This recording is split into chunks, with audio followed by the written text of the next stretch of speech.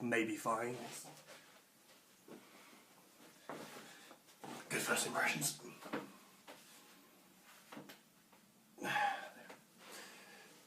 Fine. Cool.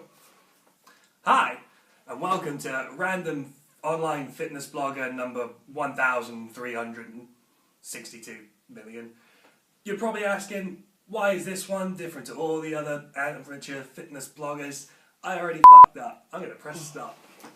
Let's try that again.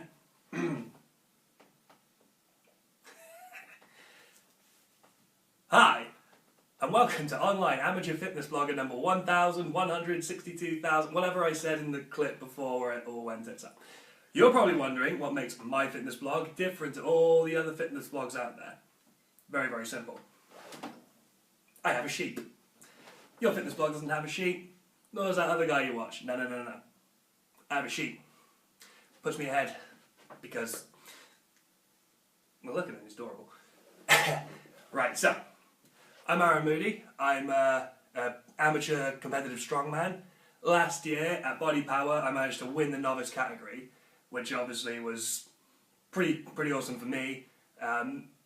By comparison to some of the open guys, maybe not so much, but it's a good start. This year, I've been lucky enough to get myself into all the qualifying rounds for Britain's, the Europes, and again, Body Power in the under 105 category. So, what this blog is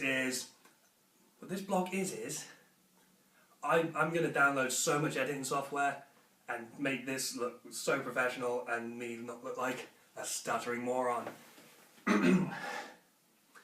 What this blog is a way for me to talk out to an audience which is asked for some magical reason, and I am stuttering like bollocks. Amateur athlete blog number joke, sheep joke, right? And we'll carry on from there. What this blog is a platform for me to answer any questions as an amateur athlete, because I know that when I really wanted to push to compete, there's obviously you got all the interviews with the big guys who do phenomenally in their sport, whatever your sport may be, and there's not a lot of advice from guys who still have to work full-time jobs, still have to pay the rent by working ridiculous hours. It's a nightmare. So, hopefully, this will at least give you a couple of laughs, if nothing else. So, what we're going to cover this week, which, by the way, I'll also write a blog, which will make a lot more sense, because, I can edit that as I go. We're going to cover training in groups, pairs, solos.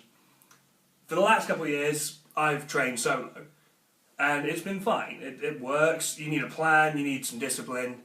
It's not as much fun.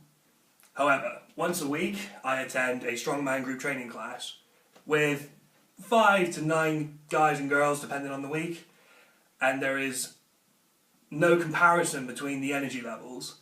You go in on your own, your music, you can push through, you can do the reps, you can follow your plans. It's very hard to get passionate and excited sometimes about your training. Whereas if you've got a training partner who's bigger, stronger, faster, who's more enthusiastic, if you've got a group of guys, even if you're the strongest guy there, but they are as passionate as you are, you will train harder, you will push harder, you will do things that you on your own might not think to try, you might not have the spot, you might not have the confidence, but when there's groups and that energy's up, it's undeniable that you will train harder. Not smarter necessarily, sometimes you're maxing out just because there's a group of people telling you should. But that's not always a bad thing either, that test, that drive just to be better than everyone around you. Competing is important, even in your own training, I think. You look at some of the best gyms producing strength athletes at the moment. You've got Super Training, Westside Barbell, DeFranco's training systems out in Austin, and what they churn out are athletes, are ridiculous freaks in nature. And obviously there's every online argument in the world that they handpick athletes, they drug them up, but at the end of the day they're producing the results.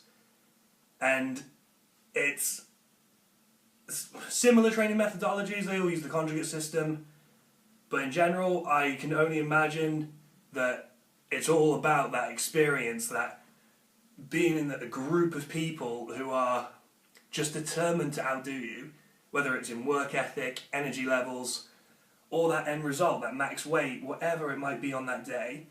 If you are around people who are willing to push themselves, you will push harder. What this episode is trying to get out, in a really rambly sort of way, is find someone to train with. Once a week, even if that's all you can do, find someone who is at least as good as, if not better than you, in whatever lift it is that day, or whatever you're doing. If you're a marathon runner, it still applies. Run with someone who's quicker than you. You will try to keep up more than they will slow down for you. That is how you improve. You take something that you suck at, or suck at comparably, and you work with someone who's way, way better. Because the only way to catch them is to improve yourself. Because they ain't getting worse to help you out. You have to get better to get to them. Guys, I'm going to try and do these once every 2 weeks. I promise in the future, I will try and organise them better. If you'd like to see my script, it's it says talk about training. See, it's kind of hard to script. Or at least read a decent one when that's what you went with. So, in conclusion, Strongman.